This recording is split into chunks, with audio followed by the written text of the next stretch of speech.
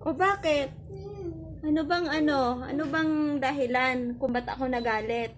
Gusto ko kasi kumain na hindi nakaka-allergy. O ba't pag pinapakain ka, nag-iinarte ka?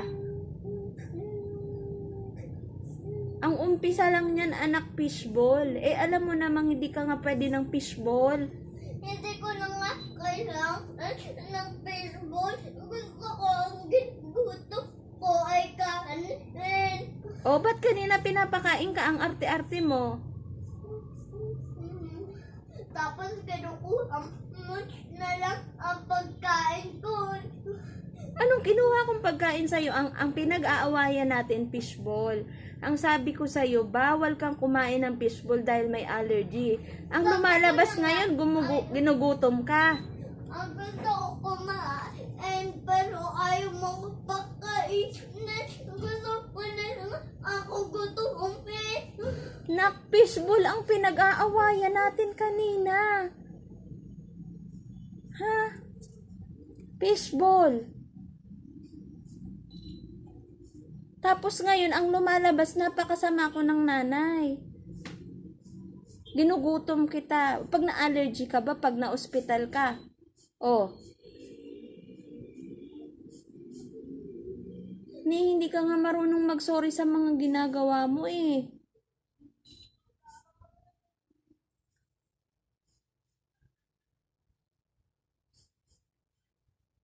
Ang tigas ng ulo mo, bawal nga ang fishball.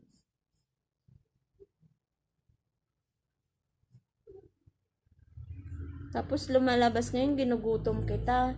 Sinasabi ko nga na bawal kumain nun.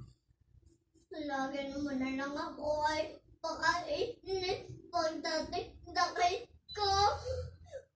Tingnan mo nga ang naisip ko pagdating kailangan pakainin.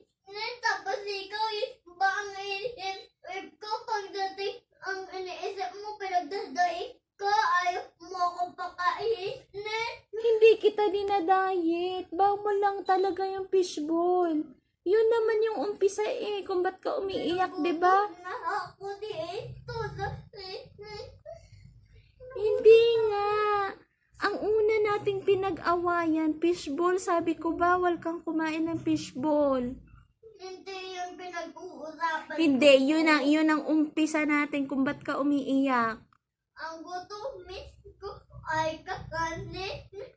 Kanin? Eh, pinapakain kita kanina ng kanin. Ayaw mo. Ang pinaiyakan ko ay kanin. Pero pag dating ko dito, ayaw mo na akong pakainin.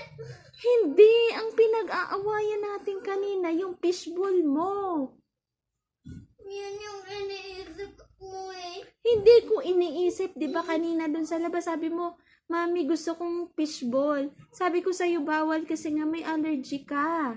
Ang gusto ko na lang ay mas swerte. Gulay na lang ang gulay. Ang gusto ko kalabas na lang. Oh, may gulay ba dito? Mamaya pa yun sa bahay, ah. Saan tayo hahanap ng gulay? Kanina ang usap natin, fishball ang problema mo, ah. Gutom na ako. Basta, nagutom na ako. Tapos ayaw mo na akong kausapin. Kinakausap nga kita, di ba? Ang ibig sabihin ko, gusto ko na ng swerte. Gusto ko na ng gulay. Pero wala tayong magagawa. Wala nga gulay dito. Magugutom na ako. Ba't pag nagutom, hindi ba pwedeng mag-antay na lang mamaya? Pagdating sa bahay, magluluto? Magugutom din ako kay sa bahay. Hindi kita dinadayet. Ang usapan kanina kasi, bawal ka ng fishball.